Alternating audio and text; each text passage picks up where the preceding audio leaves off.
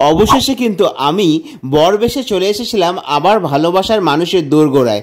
তো বিশ্বাস করো এই ফিলিংসটাই কিন্তু অন্যরকম ছিল। আরো বেশি করে যখন সমস্ত লোকজন, সমস্ত রিলেটিভরা ওদের নতুন বরকে দেখার জন্য ছুটে এসেছিল, গাড়ি থেকে নামার আগেই দেখছি পুরো ভিড়ে ভিড় সমস্ত কিন্তু আত্মীয়দের। সেটা কিন্তু একটা অন্যরকমই কিন্তু মাহাত্ম্য ছিল, মনে হচ্ছিল যেন আমিই রাজা।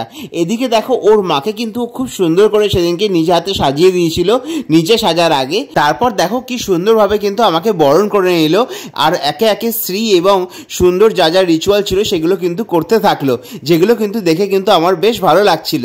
তবে আমাকে ভাবাচ্ছিল যে এইবার যদি মিষ্টি খেতে দেয় সেটাই হয়ে যাবে সব থেকে বড় গন্ডগোল, কারণ সেই সকাল থেকে শুধু মিষ্টি খেয়ে যাচ্ছিলাম। তাই নিয়ম রক্ষার জন্য ভাবলাম একটুখানি শুধু মিষ্টি মুখে দিই। এরপর কিন্তু শাশুড়ি মা আমাকে বেশ কিছু কথা বললো, যেগুলো ছিল অত্যন্ত মজার। আর পরের পার্টে কিন্তু আসতে চলেছে শাশুড়ি জামাইয়ের অত্যন্ত সুন্দর নাচের ভিডিও। দেখতে হলে সাবস্ক্রাইব করতে কিন্তু ভুলবে না।